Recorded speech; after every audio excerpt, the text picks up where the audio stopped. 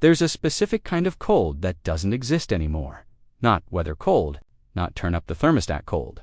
The kind of cold that meant waking up on Christmas morning and seeing ice patterns on the inside of your bedroom window, delicate ferns and swirls crystallized on glass, your breath visible indoors, the shock of floorboards against bare feet like stepping onto frozen ground. This was Christmas in 1970s Britain, and if you lived it, you know exactly what I'm talking about. But this isn't a nostalgia trip, because what happened in those freezing houses, around those mismatched decorations, in front of those 3 television channels, it reveals something uncomfortable about what we've lost. And I'm not talking about the cold. Most families didn't have central heating. You slept under heavy blankets, sometimes with your coat laid on top. Your clothes for the day were already positioned at the foot of the bed, because getting dressed required strategy. The house had one warm room, one downstairs, where the coal fire burned. Christmas morning meant a calculation. Grab your presents, sprint downstairs, reach the fire before the cold fully woke you up.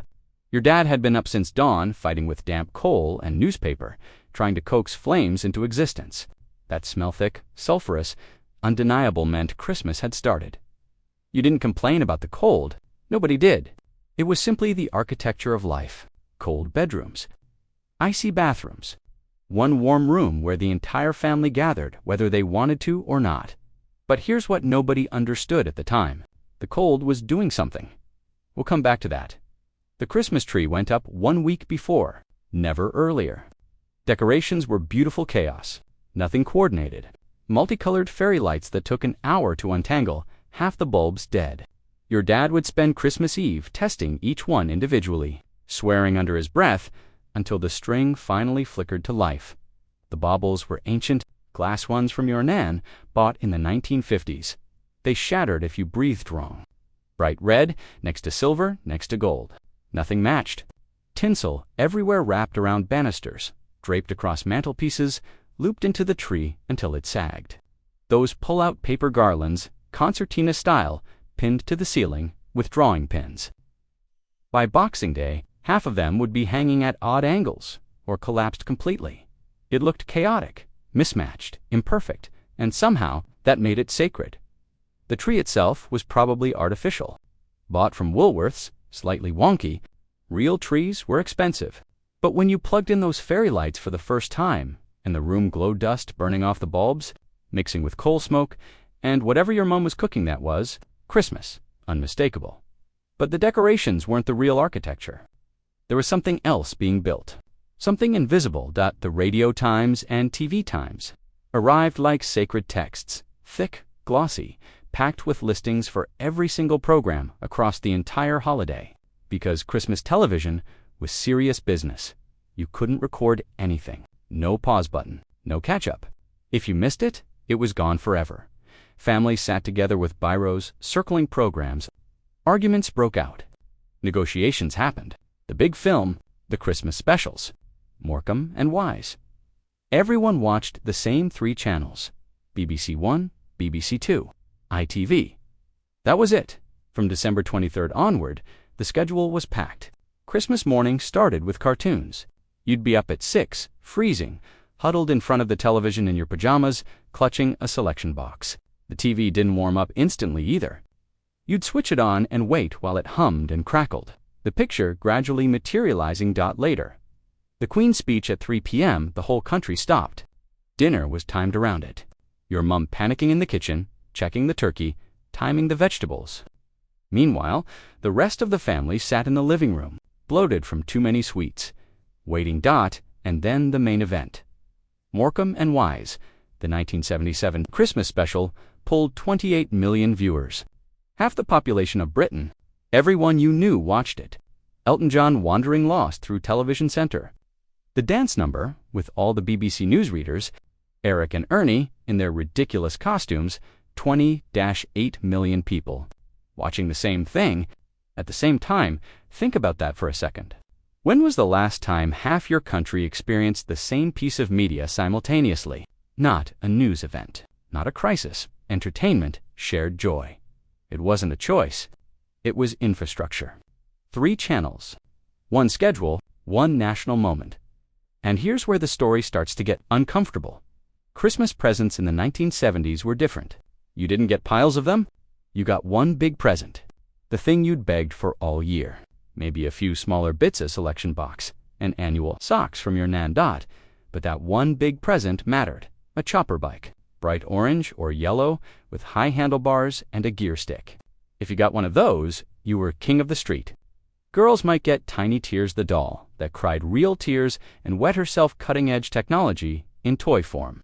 Or an Etch-a-Sketch, a space hopper, SCALEXTRIC. These weren't throwaway toys, they were treasures. You looked after them because you knew you wouldn't get another one for a year. Christmas morning. Unwrapping that one thing you'd dreamed about for months. Pure, concentrated magic. The anticipation, the surprise. The weight of it today, kids get rooms full of presents and forget half of them by New Year. Back then, you got one thing, and you remembered it forever. But it wasn't just the gift, it was how desire worked. Scarcity wasn't a marketing strategy. It was guaranteed. You wanted something for 12 months. You thought about it, you imagined it, and then, maybe, you got it. That's a completely different emotional architecture than scrolling through Amazon and clicking add to cart. The anticipation was the gift. The limitation created the meaning. And nobody planned that. It just happened. The corner shop stayed open Christmas morning, just for an hour or two, in case someone needed milk or bread or had forgotten something essential. Mr. Patel or Mrs. Jones behind the counter, wishing everyone Merry Christmas, handing out sweets to kids. The milkman delivered on Christmas morning to clinking bottles on the doorstep before dawn. Extra pints because everyone needed more milk for tea, for puddings. For guests, the coal man had delivered earlier in the week. Sacks of coal stacked by the front door because running out over Christmas was unthinkable. Streets were quieter, fewer cars. Families stayed home. You'd see neighbors briefly waving from doorsteps, shouting Merry Christmas across garden fences. But mostly, people were inside. If an elderly neighbor lived alone, someone checked on them, took them a plate of dinner, invited them round for tea. It wasn't forced. It wasn't performed for social media. It was just what you did. Christmas was about looking after each other. But here's the thing. Nobody says that Care Network wasn't built on values. It was built on necessity, shared constraint. You checked on your neighbor because you might need checking on. You helped because isolation was genuinely dangerous in a house with no central heating and limited resources. Community wasn't a choice. It was a survival response when comfort arrived, when houses got warm, when everyone got their own screen. When you could order anything and have it delivered without seeing another human. What happened to that network? It didn't disappear because people became selfish. It disappeared because it was no longer structurally necessary. Evening arrived, and the house cooled again. The fire needed constant attention. More coal, more poking.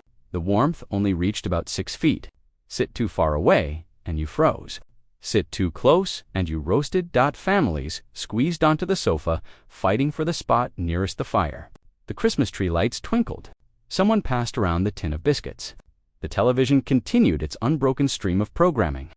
Films you'd seen before, but watched again because what else was there to do?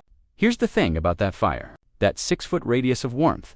It forced proximity. You couldn't retreat to your own room with your own screen and your own entertainment because there was nowhere else warm to go. You were stuck together. All of you. In one room, watching the same thing. Physical constraint created emotional connection. Not because people were better. Not because families tried harder. Because the infrastructure of daily life left no other option. The cold wasn't romantic. It was uncomfortable, difficult, sometimes miserable. But it was doing something nobody planned. It was building togetherness as a byproduct of limitation. Ask anyone who experienced Christmas in 1970s Britain, and they'll tell you the same thing. We had less, much less. Fewer presents, fewer channels, colder houses. But somehow it felt like more. There was togetherness. The whole family crammed into one warm room. The whole nation watching the same program at the same time. Neighbors checking on neighbors. Traditions that everyone shared. We didn't have central heating, but we had each other. We didn't have endless choice, but we had shared experiences. And maybe that's what makes these memories ache. Not because the 1970s were better, they weren't. They were colder, harder, more difficult in a lot of ways, but because Christmas back then felt earned. It felt special. The one day when everything stopped, when families came together, when the cold outside made the warmth inside more precious, when getting that one perfect present meant everything. But something was lost in the upgrade, not the cold. Nobody misses the cold. What was lost was the accidental infrastructure that limitation created.